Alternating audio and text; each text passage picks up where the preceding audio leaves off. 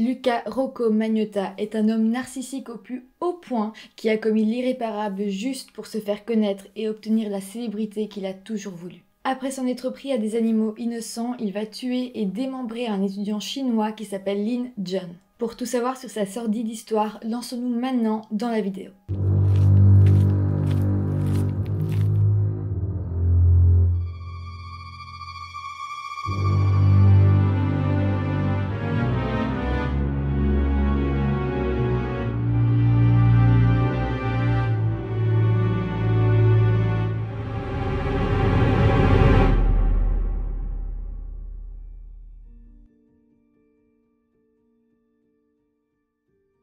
Hello tout le monde, on se retrouve aujourd'hui pour parler de Luca Rocco Magnotta. Peut-être que vous le connaissez déjà, moi j'avais déjà entendu parler de cette histoire, je sais pas si elle est super connue.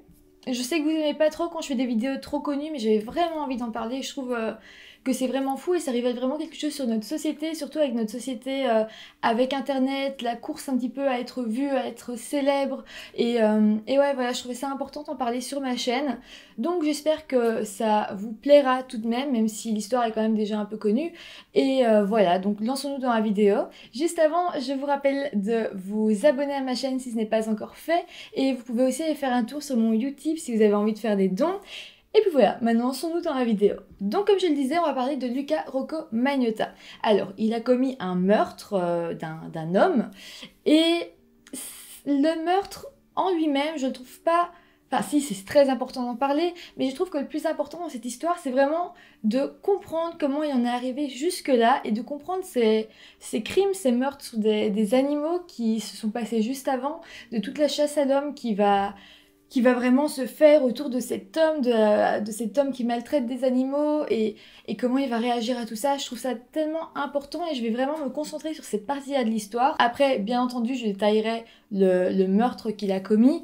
Mais voilà, en attendant, je vais déjà vous parler de Luca. Donc Luca, il est canadien, il est originaire d'Ontario et il a vécu en tant qu'aîné d'une famille de 3 enfants. Alors il n'a pas vécu dans un cadre idéal pendant son enfance, en fait son père était schizophrène et sa mère avait vraiment très peur des microbes. C'était une vraie phobie au point que Luca n'a jamais été à l'école avant ses 10 ans, il faisait l'école à la maison. Il faut savoir que Lucas, c'est une personne qui a vraiment besoin d'attention, c'est vital chez lui. Il rêvait vraiment de devenir une star, mais il n'avait pas un gros talent, il n'avait pas de don particulier qu'il pouvait montrer au monde, et donc c'était un peu compliqué pour lui de se faire connaître parce qu'il savait juste pas quoi faire, et donc il a beaucoup joué sur son physique. Donc il est devenu prostitué, à ce moment-là il aimait énormément son métier, il se faisait beaucoup d'argent, il aimait aussi le fait de pouvoir se faire ses propres horaires. Avec l'argent qu'il gagnait, il s'était fait une transplantation de cheveux et il s'était fait refaire le nez. Il a même expliqué dans une émission pour des gens mordus de chirurgie esthétique qu'il voulait se faire mettre des implants pour faire comme s'il avait des muscles sur le torse et sur les bras. Donc voilà, Lucas c'était vraiment une personne qui voulait être beau, qui voulait plaire, qui voulait être connu grâce à son physique, et il essayait comme ça de passer dans plusieurs émissions télé, souvent des trucs un petit peu émissions télé-réalité, mais sur juste une émission. Par exemple là c'était Mordu de chirurgie esthétique, mais il a aussi fait d'autres émissions, notamment sur Je suis prostituée par exemple, ce genre de choses. Alors le 21 décembre 2010, un homme qui s'appelle Joe Pence, c'est un homme, une célébrité américaine qui a une émission de télé, et en fait l'émission c'est des motards qui viennent sauver des animaux maltraités, et donc voilà. Il va recevoir une vidéo assez spéciale sur son adresse mail. Joe Pence va ouvrir la vidéo qu'on lui a envoyée, donc c'est une des personnes qui suit l'émission qui a décidé de lui envoyer la vidéo, et là ça va vraiment être atroce. En fait, on va voir un homme, donc c'est Luca Magnotta. Bon, lui, il ne sait pas encore, mais nous, on sait. Donc, on voit Luca Magnotta en train de mettre 2 petits chatons vraiment adorables. Il joue vraiment sur le fait que les chatons sont mignons. Il les montre, il les met dans un sac, il met un aspirateur dans le sac et il les asphyxie. Joe Pence, une fois qu'il a vu la vidéo, il va être vraiment choqué. Dans son métier, il envoie souvent des vidéos de maltraitance d'animaux, mais là, il va expliquer qu'il a vraiment été choqué et que c'était même différent d'habitude. C'était tellement malsain qu'il sentait que cet homme était très dangereux et qu'il allait sans aucun doute recommencer. Il a eu cette impression en lui qu'il fallait agir très vite et voilà, c'est ce qu'il a fait. À ce moment-là, il y a plusieurs autres personnes qui vont voir la vidéo et une personne en particulier va créer un compte Facebook qui a pour but de traquer cet homme sur la vidéo, de savoir qui il est et de le faire arrêter. En plus de ça, il y a certains internautes qui vont faire une vidéo sur Facebook qui demandent de l'aide, qui expliquent les faits et qui disent que voilà, ils ont besoin de gens avec eux sur ce groupe Facebook pour faire des recherches. Et donc, en quelques semaines, il va y avoir des milliers de personnes qui vont s'intéresser à cette affaire et ça va vraiment être une vraie enquête qui va commencer avec des gens qui ne sont pas policiers, mais ils vont vraiment mettre tout en place pour essayer de retrouver cet homme. Le meneur de cette enquête est celui qui a créé le groupe Facebook, s'appelle Ryan Ball. Lui, il va décider de créer un sous-groupe Facebook avec seulement 25 personnes pour vraiment que ce soit un petit noyau dur qui dirige l'enquête, parce que c'est sûr que quand on est des milliers, c'est difficile de centraliser tout. Donc là, ils vont créer un petit groupe où ce sera vraiment le centre de la recherche. Sia Barbie, une star américaine de Los Angeles, va de son côté se joindre à l'enquête. En fait, elle va être assez importante parce qu'elle a des très bons contacts avec la police, elle a des très bons contacts avec les médias aussi. Elle est vraiment très activiste, donc elle connaît bien ce milieu et elle va vouloir se joindre à cette affaire, à cette enquête, et elle va vraiment apporter un plus car elle va apporter une visibilité au-delà de simplement un groupe de personnes qui font une recherche. Là, il va y avoir quand même une assez grosse star. Bon, je ne sais pas si vous la connaissez, moi je ne la connaissais pas du tout, mais voilà, en Amérique, c'était quand même une assez grosse star qui va s'intéresser à cette affaire, et oui, voilà, ça va aider. En parallèle, il y a des internautes qui vont regarder la vidéo image par image et ils vont tout analyser. Ils vont analyser les prises de courant, les poignées de porte, la taille du lit, parce que la taille du lit diffère selon le pays où on est, ou même l'état où on est. Et donc là, en regardant tout ça, ils vont se rendre compte que Luca Magnotta, enfin en tout cas l'homme, vit sûrement au Canada. Là, il va y avoir un premier rebondissement vraiment fou. Sur internet, il va y avoir de nouvelles photos. C'est vraiment une personne anonyme. On pense que c'est Luca Magnotta qui a lui-même envoyé ces photos, mais en tout cas, c'était une personne anonyme qui a publié des photos de cet homme qui est avec les chatons. Ça va être de nouvelles photos qui vont vraiment aider les enquêteurs du groupe Facebook à se rapprocher un peu plus de Luca. Alors, il y a eu 3 photos. La première photo, c'était le meurtrier de Do avec les chatons morts dans les mains. La deuxième photo, c'était les chatons décédés qui étaient dans le frigo. Et la troisième photo, c'était le meurtrier de face avec les chatons vivants dans les mains, mais son visage était brouillé. Là, nous, on sait que c'est Luca Magnotta qui les a sans doute envoyés, et c'est vraiment fou de se dire, il voulait tellement être célèbre, il savait qu'il risquait quelque chose quand même, il savait qu'il pouvait être arrêté pour maltraitance sur animaux, mais il avait tellement envie que les gens s'intéressent à lui, que les gens fassent des recherches sur lui, que il pouvait pas s'empêcher d'envoyer des nouvelles photos, et voilà, il avait tellement besoin d'attention que c'était sa manière de devenir célèbre. Sinon, les membres du groupe Facebook vont analyser ces nouvelles photos et ils vont se rendre compte que la photo qui montre les chatons vivants date du 19 novembre 2010 et celle qui montre les chatons décédés dans le frigo date du 22 novembre 2010. À ce moment-là, on sait que le meurtre des chatons a eu lieu entre le 19 et le 22 novembre 2010 au Canada. À ce moment-là, Sia Barbie, la star américaine, va vraiment propager l'affaire dans tous les médias possibles, et à côté de ça, il y a une association d'animaux, enfin pour animaux, qui va s'intéresser à l'affaire et qui va offrir une récompense contre un indice ou quelque chose qui pourrait permettre de retrouver l'individu qui a tué ces chatons. Je fais juste une parenthèse pour vous dire qu'il y a des experts du comportement qui ont regardé la vidéo du meurtre des chatons et qui ont dit que l'homme qui avait fait ça recommencerait, c'est sûr, parce qu'il avait l'air comme d'être un génie du mal, d'être expert dans le mal, de savoir exactement ce qu'il faisait. Et voilà, donc c'était vraiment, vraiment très malsain, très malaisant, et que voilà, cet homme était vraiment un réel sadique. Pour vous parler un peu de Luca Magnotta, si on se retrouve dans son point de vue, lui en parallèle, il suit énormément l'enquête. Il veut regarder ce que les gens disent sur lui, comment les gens avancent, et il va y avoir un sentiment un peu contraire chez lui qu'on a du mal à expliquer, mais il va aider en envoyant des photos par exemple, mais d'un autre côté il va avoir très peur qu'on le retrouve, comme si son narcissisme était plus fort que lui. Et donc, comme il a quand même un peu peur, il va aller jusqu'à New York et il va aller voir un avocat. L'avocat a été retrouvé, il s'appelle Romeo Salta et il témoignera plus tard en disant que Lucas était venu le voir parce qu'il avait peur d'être arrêté pour violence envers des animaux. Et il avait aussi peur que des activistes s'en prennent à lui, qu'il se fasse tabasser ou quelque chose comme ça. Il voulait aussi savoir s'il y avait des mandats d'arrêt contre lui, donc l'avocat a dû regarder dans ses fiches, dans les choses partagées dans le monde de la justice, voir si il y avait vraiment des charges contre Luca Magnotta, mais personne ne savait qui il était à ce moment-là, il était vraiment anonyme sur les réseaux sociaux. Donc, il n'y avait rien contre lui et Luca a été rassuré et il est reparti au Canada. Par contre, même au Canada, Luca Magnotta va rester en contact avec cet avocat et un jour, il va lui envoyer une photo de Louis avec le visage vraiment boursouflé, un œil au beurre noir, enfin vraiment, il n'a pas l'air en forme comme s'il s'était fait tabasser et il va dire qu'en fait, l'homme qui lui a fait ça était un homme qui avait beaucoup d'emprise sur lui et qui était comme un dominant, enfin c'est un peu bizarre.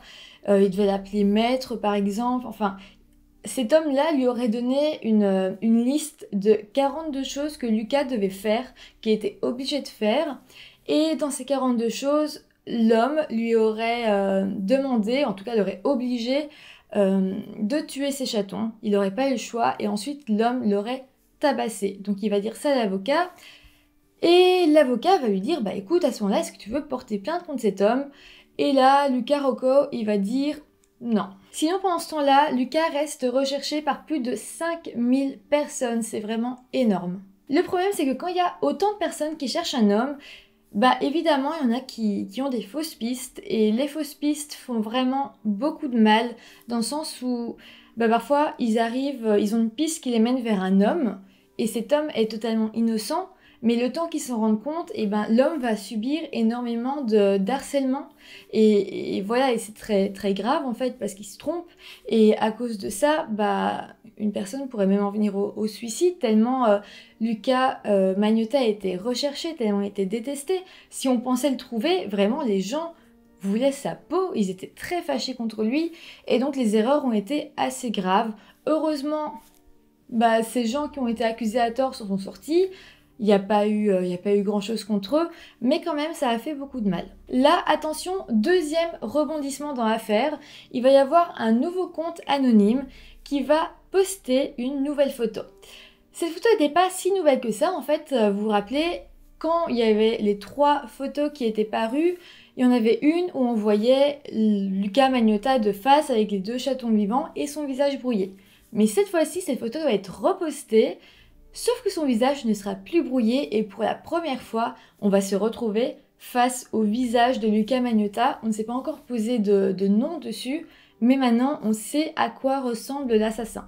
Mais là, ça va vraiment être fou parce que juste après l'apparition de cette photo, un des membres du groupe Facebook va recevoir un message anonyme de quelqu'un qui lui dit « L'homme que vous cherchez s'appelle Luca Magnotta, ce n'est pas une blague ».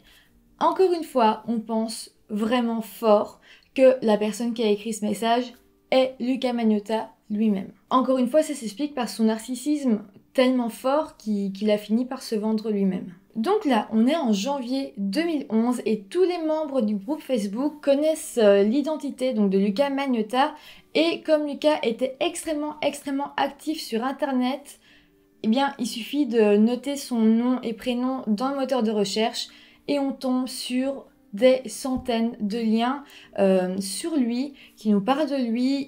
Il a tellement dit plein de choses sur sa vie, sur internet, que c'est très facile de pouvoir d'un coup lier plein de choses et comprendre qui est Luca Magnotta et limite savoir en faire une petite biographie. Là par exemple, les membres du groupe Facebook vont se rendre compte que Luca Rocco Magnotta n'est pas son vrai nom. En réalité, il s'appelle Eric Clinton Kirk Newman. On apprendra qu'il a changé de nom en 2006 quand il avait 24 ans et on apprendra aussi qu'il a passé son enfance et son adolescence en Ontario. En continuant les recherches, on va comprendre que début de sa vingtaine, Luca s'est installé à Toronto et il a essayé de faire carrière dans l'industrie du sexe. Il va tourner dans des mauvais films à caractère pornographique, il va aussi être danseur nu et prostitué. En plus de ça, il va essayer de faire carrière dans le monde du mannequinat. D'ailleurs, si on tape son nom sur internet encore aujourd'hui, on peut trouver des centaines de photos de lui en faisant plein de poses parce qu'il voulait vraiment être mannequin et il mettait plein de photos de lui sur internet dans le but de se faire repérer. En plus des photos, on peut aussi trouver plusieurs vidéos d'autopromotion qu'il a réalisées sur lui-même. Donc là, on peut vraiment imaginer qu'Internet est absolument toute la vie de Lucas. Il avait compris qu'Internet était la nouvelle façon de se faire connaître. Il voulait que son visage soit partout, qu'il y ait le plus de liens, qu'il le répertorie. Il voulait participer à des émissions, qu'elles soient rediffusées sur Internet. Vraiment, Internet, pour lui, avait un énorme potentiel. Et c'est vrai qu'aujourd'hui, ça peut paraître vraiment anodin de parler de quelqu'un qui utilise Internet pour se faire connaître. Mais en 2011, c'était pas aussi connu que maintenant, c'était pas autant utilisé que maintenant. Lucas Magnotta a été vraiment un précurseur de ça. Par contre, même si sur internet, on pouvait croire que Lucas avait une vie de fou, des belles voitures, une super copine, une famille super belle, c'était pas du tout le cas. C'était vraiment pas du tout le cas et la réalité était vraiment triste. En fait, on va comprendre que la plupart des photos de Lucas sont fausses. C'est vraiment fou parce qu'à un moment donné, il va même faire semblant qu'il s'est marié avec une certaine Oksana qui est russe. Il va prendre une photo de mariage avec toute sa famille, sa fausse famille, du coup autour de lui, sa femme qui est sans doute la femme de quelqu'un d'autre, et il va mettre son visage sur le visage du marié. Donc vraiment, on peut se rendre compte qu'il a un vrai problème, par exemple, de mythomanie, je pense que c'est un peu ça aussi, et il essayait de croire vraiment à ses mensonges. D'ailleurs, en 2008, en fait, on va retrouver un de ses anciens blogs dans lequel il avait écrit un texte vraiment perturbant. Il expliquait être un psychopathe, qu'il n'avait pas d'empathie, qu'il n'avait pas d'émotion et qu'il essayait juste de copier les émotions des autres, de les imiter parce que lui n'en avait aucune. Bon, sinon revenons en janvier 2011 au moment de l'enquête. Les membres du groupe Facebook vont analyser une de ces dernières photos. Ils vont en fait regarder dans les données de la photo.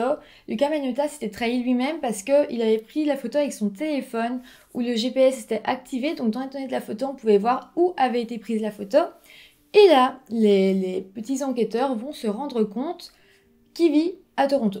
En février 2011, la police de Toronto va essayer de trouver l'adresse de Lucas Rocco Magnotta. Ils vont vouloir l'interroger sur plusieurs chefs d'accusation. Mais le problème, c'est qu'ils n'arriveront jamais à trouver son adresse. Lucas semble comme tout le temps déménager ou habiter quelque part, plus autre part, ou même s'il est domicilié quelque part, il ne vit pas vraiment. C'est presque impossible de retrouver sa trace et même la police de Toronto ne va pas y arriver. Finalement, en octobre 2011, donc après 10 mois de recherche, les enquêteurs du groupe Facebook vont décider d'arrêter, d'abandonner parce qu'ils se rendent compte que c'est juste impossible de retrouver sa trace et que même la police n'a pas réussi. Donc voilà, ça devient trop compliqué et ils vont abandonner. Sauf que là, Lucas Rocco Magnotta a perdu toute sa notoriété, on ne s'intéresse plus à lui et ça va vraiment lui faire du mal, donc il va décider de recommencer. En novembre 2011, il va publier 2 vidéos. Une première où on voit un très gros python en train de manger un chaton et dans la deuxième, on le voit lui en train de noyer un chat dans la baignoire. Finalement, suite à ces 2 nouvelles vidéos, les enquêteurs vont reprendre la recherche. Et en décembre 2011, Lucas va poster une photo de lui à Londres, mais là, les membres du groupe Facebook vont se dire que sans doute c'est une fausse piste et que Lucas a fait ça pour voilà, les mettre sur du coup une fausse piste. Sauf que non, il était réellement à Londres. En fait, s'il est à Londres, c'est parce que le 8 décembre 2011, il va débarquer dans les bureaux d'un journal londonien qui a écrit un article justement sur Lucas. Lucas va arriver là-bas et il va demander aux personnes qui travaillent pour ce journal pourquoi il l'harcelait. Les personnes ne l'harcelaient pas du tout, il y a juste eu un article sur lui, mais à part ça, il n'y a pas eu grand-chose, mais Lucas va vraiment se mettre dans tous ses états, et puis finalement il va partir. Avant de partir, Lucas aura simplement dit que l'article était de la diffamation et que c'était très grave.